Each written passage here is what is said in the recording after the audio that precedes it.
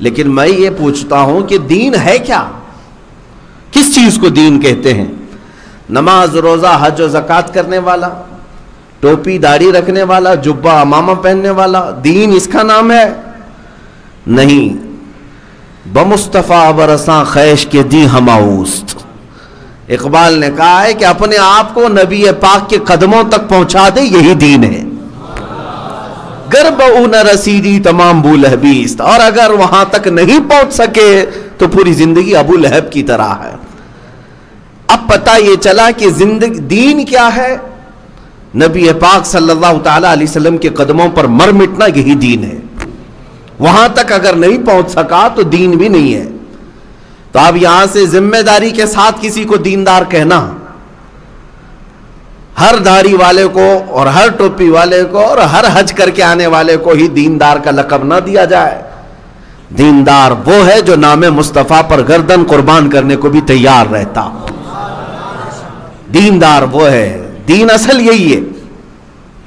اب جو بات مجھے عرض کرنی ہے وہ یہ ہے کہ اسلام کو جن چیلنجز کا سامنا ہمیشہ کرنا پڑا ہے،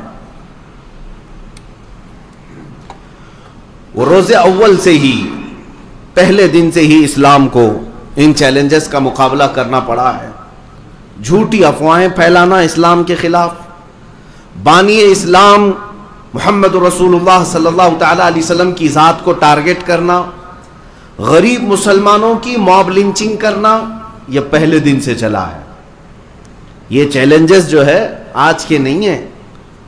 جھوٹی افواہیں پھیلانا اسلام کے متعلق کہ یہ ہتھیاریں ہیں، ڈکیتی ہیں، یہ لٹیرے ہیں، یہ مار پیٹ کرنے والے ہیں، یہ افواہیں پہلے سے بھی پھیلائی جاتی رہی ہیں، آج ہی کے زمانے میں نہیں۔ اور رسول پاک کی ذات کو لے کر کے بھی پروپیگنڈے اس وقت مکہ والے پھیلاتے تھے کہ وہ جادوگر ہیں، وہ شاعر ہیں، وہ ساحر ہیں، یہ بھی باتیں چلتی تھیں۔ اور اس کے علاوہ جو غریب مسلمان نظر آتے ان کو پکڑ کر کے پیٹنا، مارنا، یہ موب لنچنگ مکہ والے کرتے تھے۔ لیکن میرے عزیزوں، ان تمام چنوتیوں کے باوجود نہ اسلام تب رکا تھا نہ آج رکے گا۔ تھمتا نہ تھا کسی سے سیل رواں ہمارا۔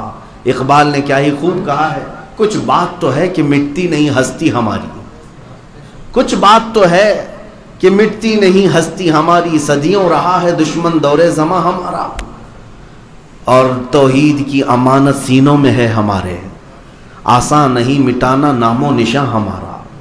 یونان و مصر و روما سب مٹ گئے جہاں سے، یونان و مصر و روما سب مٹ گئے جہاں سے، باقی مگر ہے اب تک نام و نشاں ہمارا۔ باطل سے ڈرنے والے اے آسماں نہیں ہے ہم، 100 بار کر چکا ہے تو امتحان ہمارا۔ یہ اقبال نے بہت اچھے انداز میں ان دشمنوں کو کہا تھا جنہوں نے یہ پلان بنایا راتوں رات کہ کل کی صبح اٹھیں گے اور اسلام کو ختم کر دیں گے۔ کسی کے پاس 5 سال کا پلان ہے، کسی کے پاس 10 سال کا پلان ہے کہ اسلام اور مسلمانوں کو جڑ سے ختم کرنے کے لیے منصوبے ہیں۔ یہ لفاظی نہیں کر رہا ہوں، ہاں یہ صرف اور صرف ہندوستان میں نہیں ہے، گلوبل لیول پر اگر دیکھا جائے پورا ورلڈ اس میں ملوث ہے، اور سب کا ٹارگٹ ایک ہی دین ہے، اسلام۔ سب کا ٹارگٹ اسلام ہے۔ ظاہر سی بات ہے کوڑیوں سے کوئی نہیں نفرت کرتا، جلتا نہیں، جو حسن والا ہے اسی سے حسد بھی ہوتا ہے۔ اور انہیں سب کو پتا ہے کہ اگر دنیا میں کوئی حسن والا ہے تو وہ دین اسلام ہی ہے، جو ظاہر میں بھی حسین ہے اور باطن میں بھی حسین ہے۔ یہ اسلام ہی ہے جو انسان کو انسان بناتا ہے، اور دنیا یہ نہیں چاہتی کہ یہاں پورا انسان بن سکے۔ میں چند مثالیں آپ کے سامنے رکھنا چاہوں گا کہ اسلام ہر زمانے میں ٹارگٹ رہا، آج بھی ہے، آج بھی ہے۔ اور میرے آقا نے کیا سچ فرمایا، ابو داؤد شریف کی حدیث ہے، یوشک ان تداعى علیکم الامم کما تداعى الاکلۃ الی قصعتها۔ حضور اکرم صلی اللہ تعالی علیہ وسلم فرماتے ہیں قریب ایک زمانہ ایسا آئے گا تم دیکھو گے کہ میری امت پر ساری جماعتیں جھپٹ پڑیں گی، ایسے جیسے بھوکا برتن پر جھپٹتا ہے، جیسے بھوکا آدمی برتن پر جھپٹا مارتا ہے، اس طرح ساری قومیں دنیا میں جتنی ہیں وہ سب مسلمانوں پر جھپٹ پڑیں گی۔ صحابہ نے پوچھا بھی تھا، یومئذ نحن من قلۃ یا رسول اللہ صلی اللہ علیہ وسلم، یا رسول اللہ کیا اس زمانے میں ہماری تعداد کم ہوگی؟ کیوں ایسا سب جھپٹ پڑیں گے؟ حضور نے فرمایا وَلَكِنَّكُمْ كَثِيرُونَ غُثَاءً كَغُثَاءِ السَّيْلِ، فرماتے نہیں تمہاری تعداد تو بہت زیادہ ہوگی، بہت زیادہ ہوگی، لیکن تمہاری حیثیت جو ہے سمندر کے جھاگ کی طرح ہے، ہواؤں سے اڑ جائے گی، پیوریٹی نہیں ہوگی، مخلص لوگوں کی تعداد کم ہوگی، لاٹے ڈنڈے سے بھاگ جانے والے انہی کو سمندر کے جھاگ کے برابر کہا گیا ہے۔ ادھر سے آنکھ دکھایا ادھر چلا گیا، ادھر سے آنکھ دکھایا ادھر چلا گیا، یہ وہ لوگ ہیں جن کو سمندر کے جھاگ کی طرح کہا گیا ہے۔ میں آج آپ کو بتاتا ہوں، کیا یہ حدیث پاک صادق نہیں آتی؟ آج ہر ایک کا ٹارگٹ آج اسلام کیوں ہے؟ ہر ایک کا ٹارگٹ آج اسلام کیوں ہے؟ میں نے ایک چٹھی لکھی، ایک بڑے عہدیدار ہیں، ادھیکاری ہیں، ان سے میں نے ایک ریکویسٹ کی ہے کہ مجھے ڈیفینیشن چاہیے ایک چیز کا، ایک چیز کی تعریف اصطلاح میں، دہشت گردی کسے کہتے ہیں، ڈیفائن کر کے ہمیں دے دو۔ ظاہر سی بات ہے کوئی تو اس کی تعریف ہوگی نا، کوئی ڈیفینیشن ہوگی۔ آتنکوادی کسے کہتے ہیں، دہشت گرد کسے کہتے ہیں، ٹیررسٹ کسے کہتے ہیں؟ ان صاحب نے اورلی تو کہا کہ جو کمیونٹی کو اور ملک کو نقصان پہنچائے اس کو آتنکواد کہتے ہیں، لوگوں کے لیے جو نقصان پہنچائے اور دیش کو جو نقصان پہنچائے۔ لیکن یہ تو اورلی کہا گیا ہے میرے عزیزوں، اس ڈیفینیشن پر اگر دیکھا جائے تو ہزاروں لوگ اترتے ہیں، لیکن ان میں سے کسی کو بھی آتنکواد اور دہشت گرد نہیں کہا جاتا۔ مسلمان چاقو رکھ لے تو دہشت گرد ہے، مسلمان کے پاس بلیڈ بھی مل جائے تو آتنکواد ہے، لیکن کوئی دوسری قوم کسی کو ٹائر میں جلا کے مار ڈالے نہیں، وہ تو اس کی بھاونائیں ہیں، وہ تو اس کے جذبات ہیں۔ یہ جو ہیپوکریسی ہے پوری دنیا میں ہے، ایک جگہ کی نہیں۔ میں آپ کو مثال بتا دوں، پنجاب میں کچھ سکھوں نے مل کر کے ایک شخص کو مارا، اور اتنا مارا کہ اس کو مار ہی دیا، ختم ہی کر دیا۔ الزام کیا تھا اس شخص پر؟ کہ اس نے سکھوں کی گرنتھ کو جلایا تھا، مقدس کتاب کو، ہولی بک کو آگ لگایا تھا۔ تو سکھوں نے پکڑ کر کے اس کو مارا بھی، پیٹا بھی، کاٹا بھی اور ختم بھی کر دیا۔ لیکن اس پورے مسئلے کو، اس پورے ایشو کو میڈیا نے کہیں نہیں کہا کہ آتنکیوں کا حملہ تھا، نہیں کہا گیا، کہ ان کی بھاوناؤں کو ٹھیس پہنچا تھا، ان کی بھاوناؤں کو ٹھیس پہنچا تھا، اس لیے انہوں نے ایک شخص کو مار ڈالا۔ اور ہونا بھی نہیں چاہیے، میں خود بھی منع کرتا ہوں، کسی کی بھی مقدس کتاب سے چھیڑ چھاڑ نہیں ہونی چاہیے۔ آستھا کا مسئلہ ہے، جذبات کے، کوئی بھی بے قابو ہو سکتا ہے، ہم مانتے ہیں۔ لیکن سیم مسئلہ دوسری جگہ قرآن پاک کے ساتھ اگر ہو، اور ہوا بھی، قرآن پاک کی بے ادبی بنگلہ دیش میں ہوئی، اور وہاں پر بھی کچھ بنگالی مسلمانوں نے کسی کو پکڑ کر کے مارا، لیکن وہ سارے آتنکوادی ہو گئے، وہ سارے ٹیررسٹ ہیں۔ کیوں؟ قرآن کے نام پر ایک شخص کو مارا کیسے؟ یہ ان کے اندر کٹرتا ہے، یہ ان کے اندر شدت ہے، یہ جو دوہری پالیسی ہے یہ صرف اور صرف اسلام اور مسلمانوں کے ساتھ اپنائی جاتی ہے۔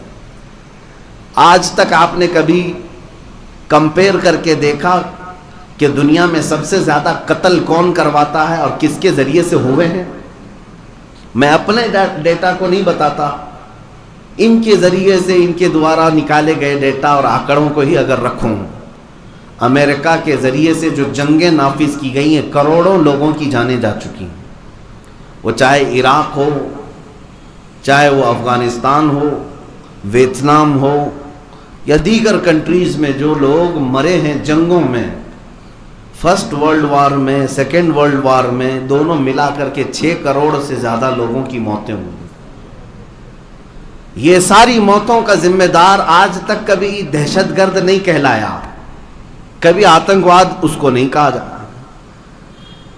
چند دنوں قبل آپ نے دیکھا ہوگا نیوزی لینڈ کی ایک مسجد میں ایک ہتھیارہ داخل ہو کر نمازیوں پر بندوق تانا اور 50 لوگوں کو ایک ساتھ بھون دیا، نماز پڑھنے والے لوگ۔ یہ جو مانسکتا آئی تھی، اس کے اندر کٹرتا آئی، مسلمان دشمن، اسلام دشمن، یہ کس نے بنایا ہے؟ کون پھیلا رہا ہے یہ چیزیں؟ یہ ساری چیزیں آج میں وجہ بتا کر کے آپ کو جاؤں گا۔ میری کل کی اسٹڈی آپ کے سامنے رکھتا ہوں۔ ایک مسجد میں ایک ہتھیارہ داخل ہوتا ہے اور گولیوں سے سارے نمازیوں کو بھون دیتا ہے، 40 سے 50 لوگ موت کی گھاٹ اتر جاتے ہیں، لیکن پوری دنیا نے اس کو آتنکی حملہ نہیں کہا، اس کو دہشت گردانہ حملہ نہیں کہا، اس کو ٹیرر اٹیک نہیں کہا۔ اس پہ بھی یہ کہا گیا وہ مانسکتا اس کی صحیح نہیں تھی، یا مانسک سنتولن بگڑا ہوا تھا، پاگل ٹائپ کا آدمی تھا، اس لیے ایسا ہو گیا۔ میرے عزیزو، یہ دوہرا معیار ایک جگہ نہیں، نیوزی لینڈ ہو، سوئٹزرلینڈ ہو، امریکہ ہو، UK ہو، یا پھر دنیا کی کسی بھی خطے میں، یہ جو ڈیفینیشن انہوں نے جو بتایا نا، ملک اور قوم کا جو نقصان پہنچا ہے وہ دہشت گرد ہے، یہ کبھی نہیں اس ڈیفینیشن پر اترتے۔ یہ صرف اور صرف بنایا گیا ہے لفظ مسلمانوں کے لیے۔ اسلاموفوبیا، پورے ورلڈ میں آج اسلاموفوبیا یہ کیا چیز ہے؟ اسلام کو ایک ڈراؤنا مذہب بتانے کے لیے پوری دنیا ایڑی چوٹی کا زور لگا چکی ہے۔ جو وجہ میں بتا رہا ہوں اب توجہ سنیں۔ ابھی چند دنوں قبل ہماری تحقیقات میں ایک ایسی تنظیم بھی سامنے آئی جو امریکہ میں مسلمانوں کے حقوق کے لیے لڑتی ہے۔ اس نے بہت ساری ایسی چیزیں آشکار کی کہ دنیا بھر میں جو اینٹی مسلم تنظیمیں ہیں، اینٹی مسلم تنظیمیں جو مسلمانوں کے خلاف نفرت کے اور زہریلے ماحول بناتے ہیں دنیا بھر میں، وہ صرف ہندوستان میں نہیں، بہت سارے علاقوں میں، برما میں، سیریا میں، ٹرکی میں، بہت ساری جگہ جو تنظیمیں مسلمانوں کے اگینسٹ کام کرتی ہیں، وہ امریکہ کی تنظیم نے باضابطہ ان کا ڈیٹا نکالا، سب کو فنڈنگ امریکہ کی بڑی بڑی طاقتیں کرتی ہیں، ان کو پمپنگ کرنا، ان کو فنڈنگ کرنا، ان کو بیک سے مالی تعاون دینا۔ میرے عزیزو، آپ کیا سمجھتے ہیں کہ یہ اٹھے بیٹھے ایسی گستاخیاں ہوتی ہیں؟ یہ اٹھے بیٹھے ایسی لوگ بازار میں آ جاتے ہیں؟ نہیں، اسلام کے خلاف پوری دنیا متحد ہے اور ایک جٹ ہو کر کے نشانہ ساتھی۔ یہ تو اللہ تعالیٰ کی مدد ہے جو آج بھی ہم حی علی الصلاۃ اور حی علی الفلاح بلند آواز سے کہہ رہے ہیں، اور ہم اپنے رب کے سجدوں کے لیے کسی کے محتاج بھی نہیں ہیں دنیا میں۔ یہ اللہ تعالیٰ کا احسان ہے، ورنہ طاقتیں پوری کی پوری اسی بات پر لگی ہوئی ہیں کہ مسلمان اور اسلام، مسلمان اور اسلام۔ حیرت کی بات میں آپ کو بتاؤں، یہودی اور عیسائی یہ دو جماعتیں ایسی ہیں جو ایک دوسرے کی جانی دشمن ہوا کرتے۔ یہودی اور عیسائی 3 مرتبہ ایسے سخت حملے عیسائیوں نے کیے ہیں یہودیوں پر فلسطین میں کہ ان کی اینٹ سے اینٹ بجا کر رکھ دی۔ ہیکل سلیمانی کو کس نے توڑا؟ فلسطین میں آج جو یہودی آ کر بیٹھے ہیں، ان کی تاریخ آپ اٹھا کر کے پڑھ لیں، 2 مرتبہ اتنا قتل عام ان کا ہوا تھا۔ کس کے ذریعے سے؟ عیسائی بادشاہوں کے ذریعے سے۔ عیسائیوں نے یہودیوں کو چن چن کر کے مارا ہے، ہرکیولس نے مارا، ٹائٹس نے مارا، ایک دو نے لاکھوں کا قتل کیا ہے یہودیوں کا۔ اور یہودی اپنی ہر عبادت میں عیسائیوں کے لیے بددعا کرتے ہیں۔ یہ زمانے تک چلتا رہا۔ اور ہٹلر کے زمانے میں کیا ہوا؟ یہ بھی بات مشہور ہے، 60 لاکھ یہودیوں کو اس نے مارا، قتل عام کیا، یہ بات مشہور ہے۔ اتنا ایک دوسرے کو قتل کرنے والی جماعتیں، عیسائی یہودیوں کا قتل کرتی ہیں اور یہودی اگر موقع پائیں عیسائیوں کو مارتے ہیں۔ ہر زمانے میں یہ چلتا رہا، لیکن پچھلے 100 سال سے یہ بالکل جانی دوست بنے ہوئے ہیں، ایک دوسرے کے لنگوٹی آ رہے ہیں، یہودی ہوں یا عیسائی ہوں۔ کیوں میاں؟ دونوں نے اس بات کو طے کر لیا کہ ہمارا متفقہ دشمن اسلام ہے، یہودیوں کا بھی اور عیسائیوں کا بھی۔ تو ان دونوں نے اس بات پر اتفاق کر لیا کہ یہودی اور عیسائی نہیں لڑیں گے، اس لیے کہ ہمارا ٹارگٹ اسلام ہے۔ اور ایک بات میں آپ کو بتا دوں، اسلام دشمن طاقتیں کس طرح سے جمع ہوتی ہیں، حالانکہ ان کا آپس میں نہیں ملتا، جمتا نہیں ہے، پھر بھی جمع ہوتے ہیں اسلام کے خلاف۔ آپ کو پتا ہے یہودی ہوں یا عیسائی ہوں، یہ اہل کتاب ہیں، یہ خدا کو ماننے والے لوگ ہیں، اگرچہ شرک کرتے ہوں، عقیدے میں بگاڑ آیا ہو، لیکن یہ اللہ کو ماننے والے لوگ تھے، یہودی بھی اور عیسائی بھی، اور اہل کتاب ہیں۔ تورات، انجیل، زبور ان کے ہاں اتری ہے، اور یہ نبیوں کو بھی ماننے والی قومیں۔ ان سے اگر ملتا جلتا کوئی دین تھا، ان کو اگر ماننا تھا تو اسلام کو ماننا تھا کہ ہم بھی کتاب والے ہیں، قرآن والے ہیں، ہم بھی رسول والے ہیں، اور ہم بھی خدا کو ایک ماننے والے۔ نہیں، یہودیوں اور عیسائیوں کی یہ پرانی عادت ہے، یہ اہل کتاب ہو کر، نبیوں کو ماننے والے ہو کر، خدا کی عبادت کرنے والے ہو کر کے بھی میرے رسول پاک کی دشمنی میں انہوں نے بتوں کی پوجا کرنے والے مشرکین سے دوستی بنائی۔ مکہ میں ہمیشہ مشرکین مکہ کے ساتھ ان کی دوستیاں گہری تھی۔ قرآن پاک میں جا بجا اللہ نے فرمایا یہ لوگ کیسے ہیں، اہل کتاب ہو کر نبیوں اور رسولوں پر ایمان لا کر کے بھی دوستی کس کی کر رہے ہیں؟ ان بتوں کے پجاریوں سے جو 360 سے زیادہ بتوں کو مانتے تھے۔ ان کا ہواؤں کا خدا الگ تھا، پانی کا الگ تھا، آگ کا الگ تھا، بچوں کا الگ، جوانوں کا الگ، عورتوں کا الگ۔ یہ ان لوگوں نے مشرکین سے ہمیشہ دوستی گانٹھی ہے۔ آج بھی میں آپ کو یہ بات بتا دوں کہ ان کی اسلام کے مخالفت میں جو دوستی ہے یہودیوں کی، آپ کو پتا ہے یہاں پر جو بھی اسلام اور مسلمانوں کے خلاف بھونکے گا ہندوستان میں، یہ ان کا آٹومیٹک دوست بن جائے گا، آٹومیٹک دوست بن جائے گا۔ مجھے آج تک یہ بات سمجھ میں نہیں آتی، یہ پاکھنڈی جو یہاں بیٹھ کر بھونکتے ہیں اسلام کے خلاف، مسلمانوں کے خلاف، ان کے اسرائیلی یہودی کب سے دوست بن گئے؟ وہ تو گائے کا گوشت کھاتے ہیں، کھلے عام کھاتے ہیں، لیکن پھر بھی دوست ہیں۔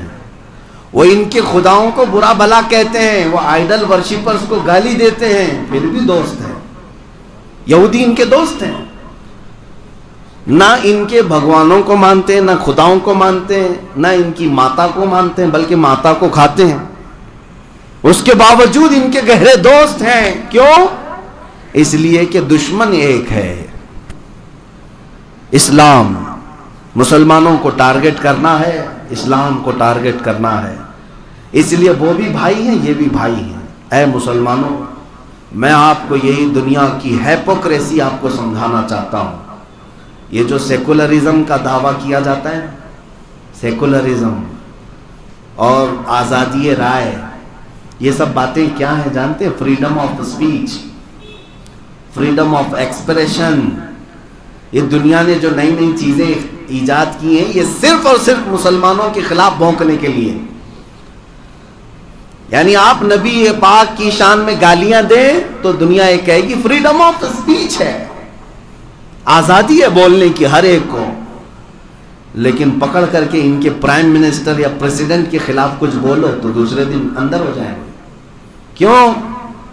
فریڈم آف اسپیچ صرف اور صرف اسلام کے خلاف بولنے والوں کو دی جاتی ہے، فریڈم آف ایکسپریشن صرف اور صرف قرآن اور اسلام کے خلاف بولنے والوں کو دی جاتی ہے، باقی کسی اور کے ساتھ نہیں۔ یہ دوہرا معیار ہر زمانے میں رہا ہے۔ اور سیکولرزم کی بات جو کی جاتی ہے، دنیا میں سیکولرزم ہونا چاہیے، اور یہ بھی سیکولرزم صرف اور صرف اسلام کے خلاف عمل کرنے کو کہا جاتا ہے۔ برقعے پر پابندی لگا دو، حجاب پہن کر کے کوئی لڑکیاں نہ آئیں۔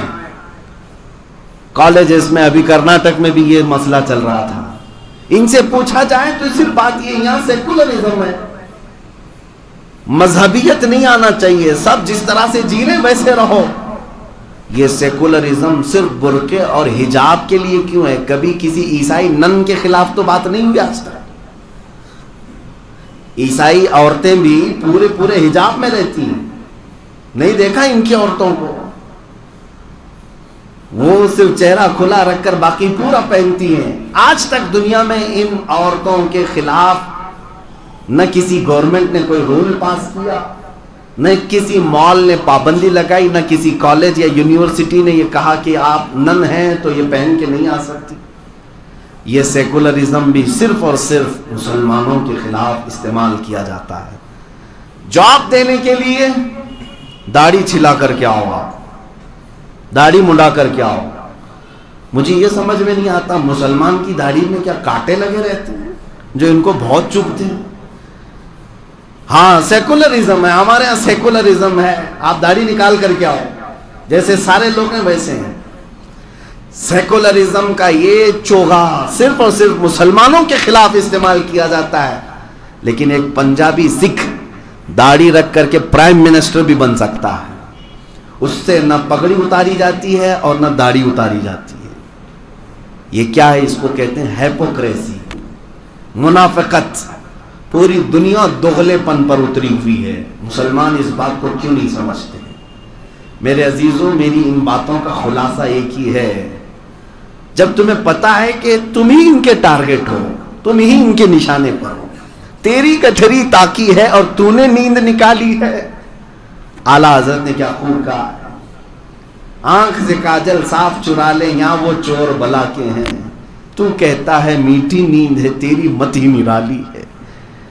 اعلیٰ حضرت نے یہ جگایا تھا مومنین کو، اور ساری دنیا تیری گٹھری تاکی صرف اور صرف تمہاری دشمنی پر ہے، اور دشمنی کس بات کی ہے؟ تمہارے جائیداد کی نہیں، یہ بڑے پیسے والوں سے تھوڑی نا ان کی دشمنی، ان کے سینوں میں جو موجود ایمان ہے اس کی دشمنی ہے۔ یہ ایمان انہیں بہت بلندی تک لے جا سکتا ہے، انہیں اچھی طرح سے معلوم ہے۔ ایک ایمان والے کی گرمی جب بیدار ہو جاتی ہے تو پھر وہ قیصر و کسریٰ کو بھی پلٹ سکتا ہے، تاریخ موجود ہے۔ تو دنیا جس بات کی دشمنی پر ہے وہ تمہارے سینوں میں موجود ایمان کی۔ اب میں جو بات کہہ رہا ہوں وہ توجہ سے سنیں۔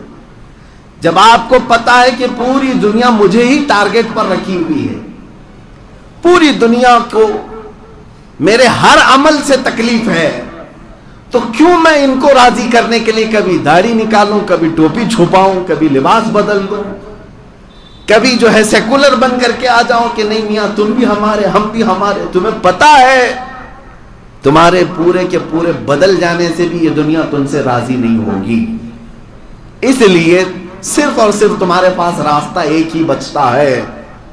وہ راستہ کیا ہے؟ انہیں جانا انہیں مانا، نہ رکھا غیر سے کام، للہ الحمد میں دنیا سے مسلمان گیا، آج لے ان کی پناہ، آج مدد مانگ ان سے، کل نہ مانیں گے قیامت میں اگر مان گیا۔ مسلمانوں جتنی دیر سے سمجھو گے اتنا نقصان ہوگا۔ آج اگر ہم بیدار کرنے آپ کے پاس آئے ہیں، سمجھ جاؤ اس بھری دنیا میں تم بھیجے گئے ہو امت مصطفیٰ خیر امت بنا کر، تو کیا ہی بہتر ہوتا کہ اس نبی پاک کے اخلاق پر عمل کر کے دنیا میں سرخروئی حاصل کرو، اللہ کی بارگاہ میں بھی محبوبیت کا مقام حاصل کر لو۔ کیا یہ بہتر نہیں ہے؟ لیکن ہوتا یہ ہے کہ ہماری بہت ساری جماعتوں میں بڑے بڑے دانشور بیٹھے ہوئے ہیں، ان کو ایسا لگتا ہے کہ ہم ان کو راضی کرنے کے لیے کچھ سیمینار کریں گے، سرو دھرم سمیلن کریں گے، تاکہ ان کو بھی راضی رکھیں، ہم بھی ان کو بھی راضی رکھ لیں۔ ہوتا یہ ہے کہ سارے لوگوں کو راضی کرتے کرتے میں نے کچھ لوگوں کو کتا بنتے ہوئے دیکھا ہے۔ ہاں، کتے سے زیادہ ان کی کوئی حیثیت نہیں رہ جاتی، اور وہ لوگ کبھی راضی بھی نہیں ہوتے۔ کاش مدینے والے کو راضی کرنے کی ایک بار بھی کوشش کیا ہوتا۔ وہ رسول مختار ہیں جو تمہارے ایک درود سے راضی ہو جاتے ہیں، وہ رب کائنات ہے جو تمہارے ایک سجدے سے راضی ہو جائے۔ تو کیوں نہ ہم ادھر راضی کرنے پر لگ جائیں، اپنی محنتیں لگائیں۔ عزیزان گرامی وقار، آج اب ضرورت اس بات کی ہے کہ ہر میدان میں اتر جاؤ، ہر فیلڈ میں اتر جاؤ۔ جب مقابلہ کرنا ہی ہے تو مردانگی کے ساتھ مقابلہ کیا جائے۔ میں مقابلے کا مطلب تلوار لاٹھی تیر گولی بندوق کی بات نہیں کر رہا، بلکہ تمہارے پاس آج بھی راستے کھلے ہوئے ہیں. کس نے تمہیں روکا ہے کہ میدان علم میں پیچھے رہو؟ علمی میدان میں تم آگے بڑھتے. آج حالات ایسے ہیں کہ مسلمانوں کی نمائندگی کیوں نہیں ہے؟ کیوں نہیں ہے؟ اکثر ہائیسٹ ان کی تعلیم 12ویں 15ویں تک ہو جاتی ہے، اس کے بعد پھر واپس چلے آتے ہیں رکشہ چلانے کے لیے. کیوں؟ کس نے تمہیں یہ چیزیں روک رکھا ہے؟ تم چاہتے ہو تو آج بھی بہت ساری چیزوں کو فتح کر لیتے ہیں. علم کا میدان آج بھی کھلا ہے. اللہ نے تمہیں ذہنیت عطا کی ہے، عقل عطا کیا ہے، اور اس عقل پاک کو استعمال کر کے تم اپنے جھنڈے گاڑ سکتے ہیں. ابھی میں آپ کو بتاؤں، اسلام ترقی کے راستے میں کبھی رکاوٹ نہیں بن سکتا، نہ تمہاری داڑھی نہ تمہاری ٹوپی. بلکہ میں سمجھتا ہوں کہ ہر کامیابی کا راستہ میرے نبی کے قدموں سے ہو کر گزرتا ہے. یہ تم اپنی طاقت منوا سکتے. آج لوگ یہی سمجھتے ہیں کہ لوگ ہمیں مار رہے ہیں، لوگ ہمارے خلاف بھڑکاؤ بھاشنیں کر رہے ہیں، نعرے لگا رہے ہیں. اس کا جواب کیا ہوگا؟ آپ سارے لوگ ہماری طرف متوجہ ہیں. جواب آپ دیجئے مفتی صاحب، آپ بیانوں میں جواب دے دیجئے. کیا یہ جواب ہے؟ صرف ہم ان کے بھاشنوں کی نندا کرتے ہوئے، اس کی مخالفت کرتے ہوئے جواب دیتے ہیں، آپ اتنے پر خوش ہو جائیں گے؟ جواب تو یہ ہوتا کہ جو قوم تمہیں ہمیشہ کے لیے ختم کرنے کی بات کر رہی ہے، تم کھڑے ہو جاتے اور ثابت کر کے دکھاتے، اللہ نے مجھے جو ذہن پاک عطا کیا میں پورے ملک کو روشن کر کے دکھاؤں. یہ عزم کرتے ہوئے کوئی بچہ کیوں نہیں اٹھتا؟ اگر نوجوان یہ عزم کر لے تو ہر میدان میں کامیابی ان کے قدم چومے گی. ہزاروں انجینئر بچے ہمارے پاس ہیں، ہزاروں ڈاکٹرز ہمارے پاس ہیں، لیکن یہ اگر متحد ہو کر کے یہ سوچ لیں کہ اسلام کسی کی ترقی کی آڑ نہیں بن سکتا، رکاوٹ نہیں بن سکتا. ابھی 2 ہفتے پہلے کی بات ہے، ایک نوجوان بڑی داڑھی ہے، 22 سے 25 سال کی عمر کا ہوگا، میرے پاس آیا. انجینئرنگ کیا ہوگا، لیکن ذہن جب کام کرتا ہے تو بہت ساری ایجادات بھی ہوتی ہیں. اس نے ایک نئی ایجاد کیا ہے جو ابھی فی الحال کسی کے پاس نہیں. فری انرجی جنریٹ کرنا، یعنی کرنٹ. یہ ہر ایک کا ایشو ہے آج. کرنٹ کہاں سے آتا ہے؟ یا پانی سے بن رہا ہے، کوئلے سے بن رہا ہے، یا پون چکی سے بن رہا ہے. جو کرنٹ کے سورسز ہیں وہ بڑے مہنگے ہیں آج، اسی لیے بجلی مہنگی ہے. لیکن اس نوجوان بچے نے اس بات پر اپنا دماغ لگایا کہ میں کرنٹ ایسی چیز سے بناؤں کہ کوئی بھی سورس ایسا نہ ہو جو مہنگا ہو، ون ٹائم انویسٹمنٹ ہو. ایک بار ایک مشین لگا دی جائے تو 100 سال تک کرنٹ پیدا کرتی رہے. اور الحمدللہ اسے کامیابی ملی. اس نے نہ پانی سے، نہ کوئلے سے، نہ ہواؤں سے، نہ سولار سے، بلکہ میگنیٹ سے اس نے کرنٹ تیار کیا. چمک جو ہوتا ہے، مقناطیس، اس کے ذریعے سے اس نے ایک مشین بنائی، 2 فولادوں کو رکھ کر کے اس کی طاقت کے بیچ میں سے کرنٹ جنریٹ کیا. اور اس شخص کا دعویٰ ہے کہ 100 سال تک یہ مشین بغیر کسی خرچے کے کرنٹ پیدا کرتی رہے گی. اس ایجاد کو دیکھ کر دل میں بڑی خوشی ہوئی. اللہ کرے کہ اسے کامیابی ملے. اس کے پیچھے بہت سارے لوگ نان مسلم اپنی طرف بلانے کے لیے بڑی بڑی کمپنیوں والے آتے رہے، لیکن اس نوجوان نے ہماری طرف آ کر کے ایک بات یہ کہی، میں چاہتا ہوں کہ دنیا کو یہ بتاؤں کہ رسول اللہ کا غلام کسی میدان میں پیچھے نہیں رہتا. عزیزان گرامی، یہ کامیابی کو چھونے والے وہ عزائم ہیں جو ہر بچے کے اندر آج ہونا چاہیے، ہر نوجوان کے اندر ہونا چاہیے. ان فاشسٹ تنظیموں کا اور ان پاکھنڈیوں کا مقابلہ صرف اور صرف بھاشنوں سے نہیں ہوتا. یہ جاہل ہیں، ان کو کچھ نہیں پتا. اس کے بدلے میں تم علم عام کرتے اور طاقت کے بل بوتے دنیا کو یہ بتاتے کہ الحمدللہ مسلمان پڑھی لکھی قوم کا نام ہے.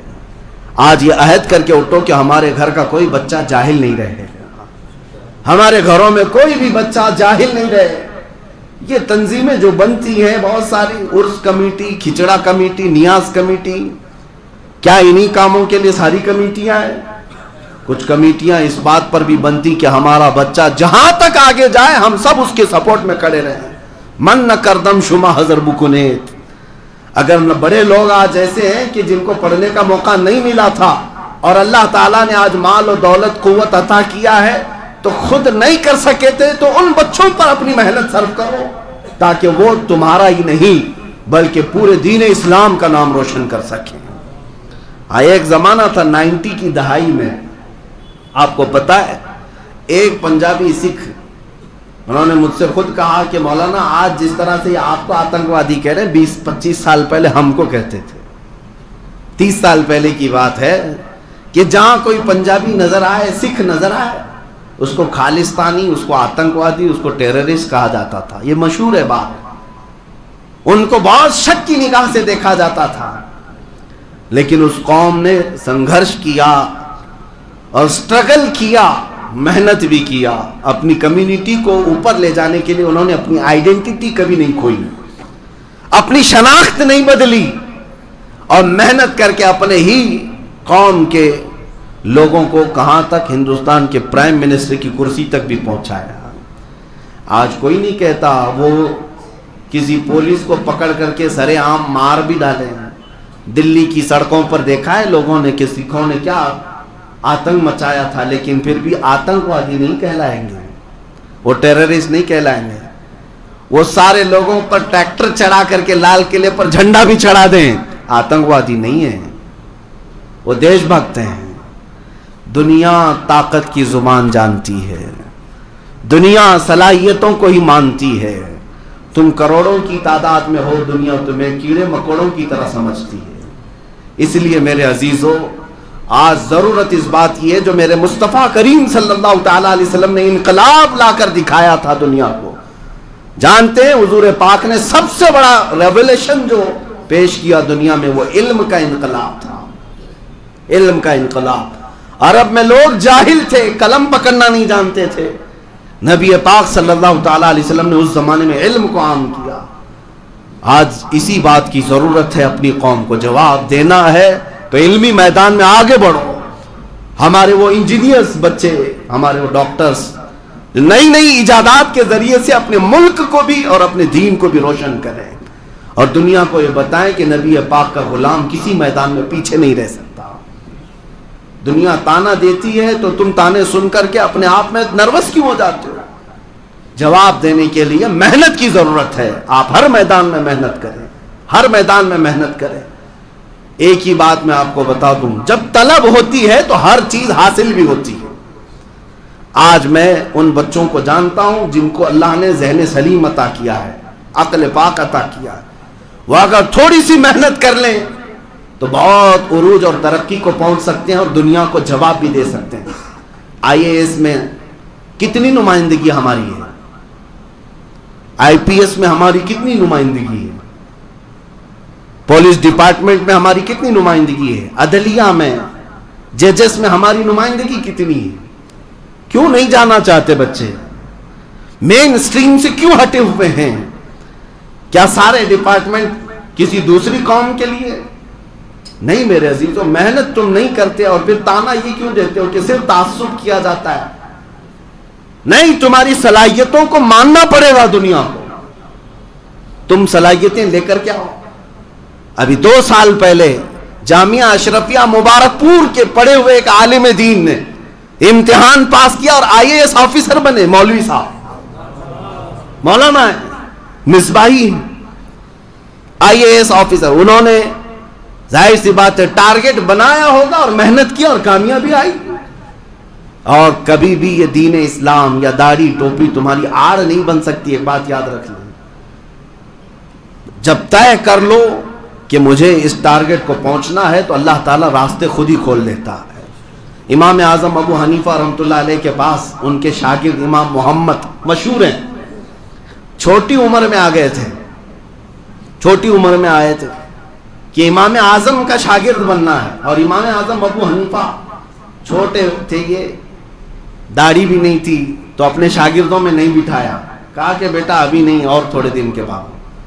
تو وہ اصرار کرنے لگ گئے، کیا مجھے پڑھایا نہیں جا سکتا یا میں لائق نہیں ہوں، کیا بات ہے؟ جب امام اعظم نے دیکھا کہ اس بچے کا اصرار بڑھتا جا رہا ہے، اس کو ٹالے تو کیسے ٹالے. بڑی بڑی عمر والے امام اعظم ابو حنیفہ کے ہاں بیٹھے ہوئے تھے، اور یہ ایک بچہ بغیر داڑھی والا، بغیر مونچھ والا. تو امام اعظم نے صرف ٹالنے کے لیے کہا کہ میں صرف ان کو پڑھاتا ہوں جو حافظ قرآن ہوتے ہیں. حفظ کر کے آؤ، قرآن حافظ بن کر کے آؤ، پھر میں پڑھاؤں گا. اس میں تو کچھ سال تو لگ ہی جائیں گے. امام اعظم نے یہ کہہ کر کے ان کو ٹال دیا کہ جب تک داڑھی آتی رہے گی تب تک تو حافظ بھی بن جائے. وہ امام محمد 8 دن کے بعد پھر واپس آ گئے. ایک ہی ہفتے کے بعد آئے اور کہا مجھے شامل کر لیجیے. کہا میں نے تمہیں نہیں کہا تھا، بھیجا نہیں تھا کہ حافظ قرآن بن کے آؤ؟ کہا میں حافظ قرآن بن گیا. 8 دن کے اندر پورا قرآن حفظ کر لیا. جب طلب سچی ہوتی ہے تو یہ مکمل قرآن بھی 8 دنوں میں سینے میں آ سکتا.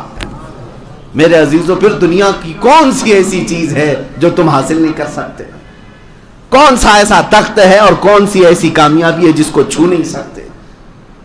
اسی لیے اقبال نے کہا تھا، یقین محکم عمل پہ ہم، محبت فاتح عالم، جہاد زندگانی میں ہیں یہ مردوں کی شمشیریں. یقین محکم کا مطلب کیا ہے؟ پکا یقین ہو کہ میں اللہ کا بندہ ہوں، مدد میری ہی کرے گا اللہ. یہ یقین محکم ہے. عمل پہ ہم کا مطلب کیا تھا؟ کنٹینیو کام کرنا ہی ہے، چھوڑنا نہیں ہے. کسی نے ادھر سے کھینچا، کسی نے ادھر سے کھینچا، مجھے کام نہیں چھوڑنا ہے. عمل پہ ہم، جس کا مطلب ہوتا ہے آپ جا کر کے اس عمل پہ ہم کا اثر دیکھنا چاہتے ہو، کسی وضو کے نل کے نیچے جا کر دیکھنا. پانی ٹپکتا رہتا ہے، نل بند کرنے کے بعد بھی قطرہ قطرہ ٹپکتا رہتا ہے. نیچے جو پتھر ہوتا ہے اس میں سوراخ ہو چکا ہوتا ہے، کیا نہیں ہوتا ہے؟ میاں تم اپنی انگلی سے کسی پتھر کو سوراخ کر کے دکھاؤ، نہیں کر پاؤ گے. لیکن اس نرم قطرے نے پتھر میں سوراخ کیسے کیا؟ یہ اس کو کہتے ہیں عمل پہ ہم. کنٹینیو اگر کوئی کام کیا جائے، نرمی اگرچہ تمہارے اندر ہو، سوراخ تو پتھروں میں بھی اللہ خود پیدا کرتا ہے. سوراخ پتھروں میں بھی ہو جاتے ہیں، پانی کے قطرے سے ہو سکتے ہیں، تو تمہاری محنت سے کیوں نہیں ہو سکتے؟ ہندوستان میں یہ سب درس کے لیے ماؤنٹین مین بھی موجود ہیں جنہوں نے پہاڑ کو کھود کر کے راستہ بنا دیا. اسی لیے ہمیں بچپن میں ہمارے استاد ایک نصیحت کرتے تھے، مشکلیں نیست کے آسان نشاوت، مرد باید کے ہراسان نشاوت. دنیا میں کوئی مشکل ایسی ہے ہی نہیں جو آسان نہیں ہو سکتی، بس شرط یہ ہے کہ آدمی کو پریشان نہیں ہونا چاہیے، گھبرا کر پیچھے نہیں ہٹنا چاہیے. تمہارا امتحان ہوگا اور اس کے بعد راستے کھولے جائیں گے. 3 چیزیں علامہ اقبال نے کہا ہے، یقین محکم، عمل پہ ہم، محبت فاتح عالم. یہ 3 چیزیں تمہارے اندر آ جائیں، اللہ کی ذات پر کامل یقین اور کنٹینیو عمل کرنا ہے. 2 رکعت ہی پڑھنا ہے لیکن روز پڑھنا ہے. اور محبت فاتح عالم، دل کے اندر محبت ہر ایک کے لیے رکھا جائے، مومنین کے لیے دل میں الفت اور محبت رکھی جائے. پھر یہ اثر کیا ہوتا ہے؟ کہتے ہیں اقبال کہ جہاد زندگانی میں ہیں یہ مردوں کی شمشیریں. یہ اللہ کی ذات پر یقین کرنا اور کنٹینیو عمل کرنا، یہ تمہارے ہاتھوں کی تلواریں. اسی سے پوری دنیا فتح کر سکتے ہو، تو پوری دنیا فتح کر سکتے ہو. میرے عزیزو، آج میں اپنے جوان بچوں سے مخاطب ہوں. میں آپ کو حالات کی طرف لے آنا چاہتا ہوں. تم اپنے موبائل کھول کر رات بھر انٹرنیٹ دیکھتے ہو. تم آج اپنے گھروں میں بیٹھ کر کے گیم کے لیے اپنے گھنٹوں قربان کرتے ہو. تمہیں پتا بھی ہے امت آج کس قسم پرسی سے گزر رہی ہے. تمہیں اندازہ بھی ہے میرے نبی پاک کی امت کے ساتھ کیا کیا منصوبے بنائے جا چکے. ایک بات یاد رکھنا، رسول مختار صلی اللہ علیہ وسلم نے فرمایا، من لم یہتم بامرنا فلیس منا. جس نے صبح اس حالت میں کیا کہ میری امت کی فکر نہیں کیا، وہ میری امت میں سے نہیں ہے. میرے آقا فرماتے ہو میری امت میں سے نہیں ہے. مجھے بتاؤ اے نوجوانوں، تم پوری دنیا کو دیکھ رہے ہو، آج کیا کیا نہیں بنایا گیا ہمارے متعلق. کیا تمہیں یہ ہنگامے نہیں جھنجھوڑتے؟ آج فلسطین کے بچوں کی چیخیں تمہیں نہیں دہلاتی؟ ملک شام، عراق، یمن، افغان، برما، یہاں تو پھاڑی ہوئی اوجڑیاں ہیں انسانوں کی. کیا یہ ہولناک حادثے تمہیں نہیں بیدار کرتے؟ کس انداز سے تم آج مگن ہو اپنے گیموں میں اور اپنے فیشن میں؟ آج تک تمہاری دنیا بدلتی کیوں نہیں ہے؟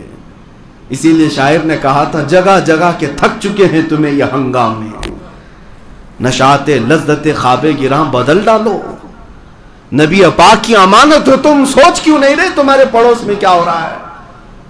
آج یہاں ہندوستان میں موجود کچھ سنتوں نے جو لباس اوڑا ہوا ہے سنتوں کا، یہ بھگوا آتنکیوں نے یہ تک اعلان کیا کہ ہم یہاں کے مسلمانوں کا قتل عام کریں گے، 20 لاکھ مسلمانوں کو ماریں گے، ملک شام بنا دیں گے، اس کو سیریا بنا دیں گے. یہ سب باتیں تو ہمارے کانوں سے گزر رہی ہیں نا. کیا کیا نہیں کیا جا رہا ہے. اور یہاں پر ہم دوہرا معیار بھی دیکھ رہے ہیں، حکومت کا بھی اور ڈپارٹمنٹ کا بھی. پولیس والا جاتا ہے تو اس کے کندھوں پر ہاتھ رکھ کر کے تھپ تھپایا جاتا ہے، یہ تو ہمارے آدمی ہیں، ہمارے آدمی ہیں. اب مجھے بتاؤ اے مسلمانوں، ان حالات میں کیا سونا تمہیں زیب دیتا ہے؟ کوئی چیز محفوظ نہیں رکھی گئی. چند دنوں پہلے یہ سلی ایپ، بلی ایپ نام سے جو عورتوں کا کاروبار چلانے کے لیے انٹرنیٹ پر مسلم عورتوں کی کردار کشی کی گئی. پتا ہے آپ کو؟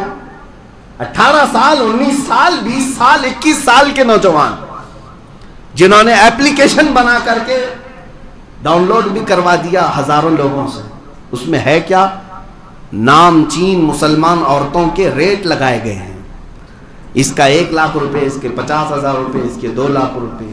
عزت والی عورتیں ہیں اور صرف مسلمان عورتیں ہیں، یا وہ نیوز میڈیا سے جڑی ہوئی عورتیں ہیں، یا بڑے بزنس سے جڑی ہوئی ہیں، یا کسی بیوروکریٹ سے جڑی ہوئی عورتیں ہیں.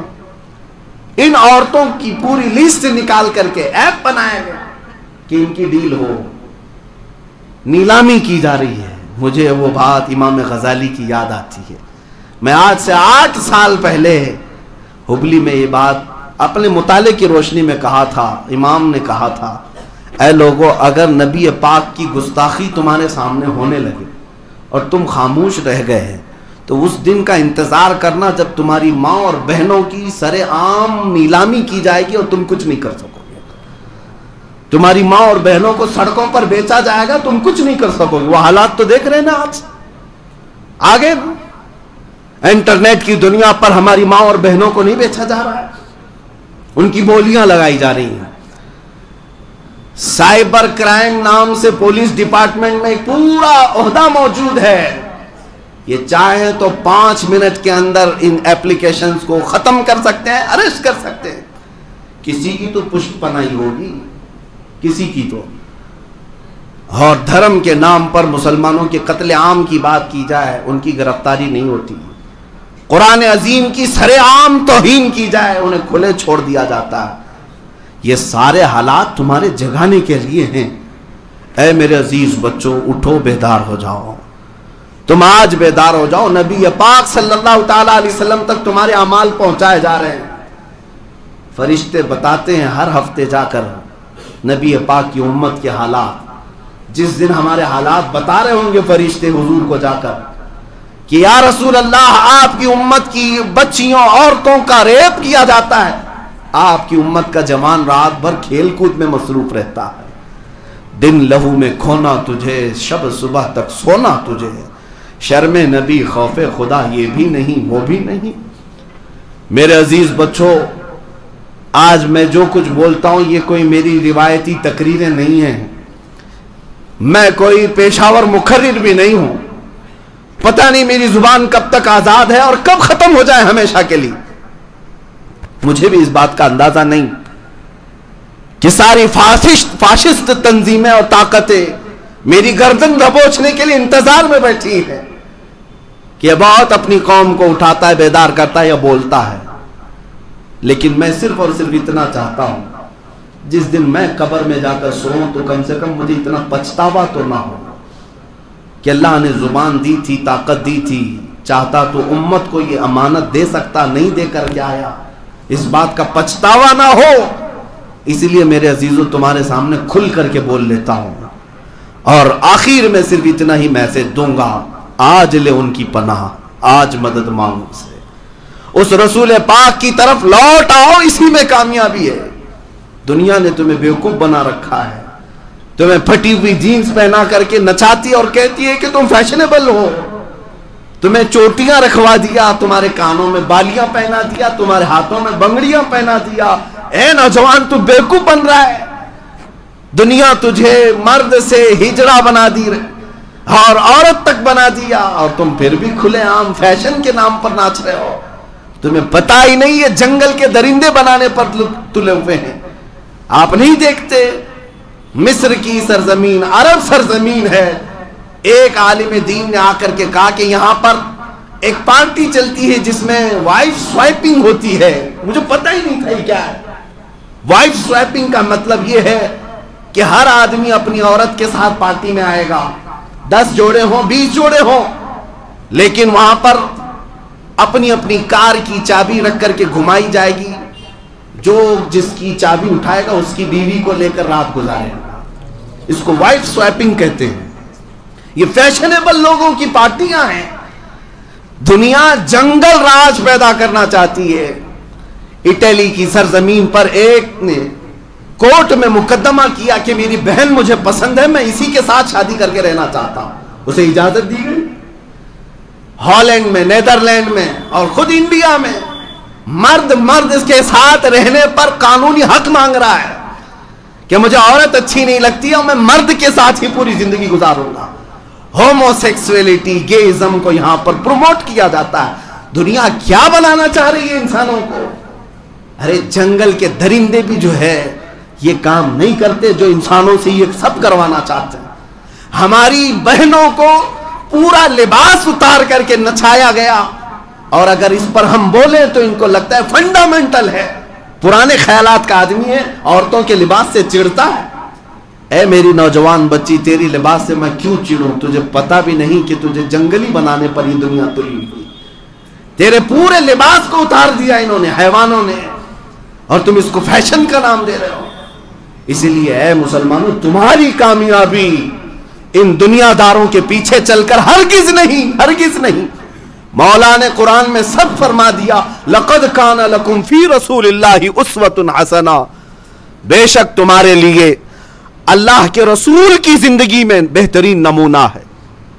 اسوہ تمہارے لیے رسول پاک صلی اللہ تعالی علیہ وسلم کی زندگی بہترین آئیڈیل ہے، نمونہ ہے۔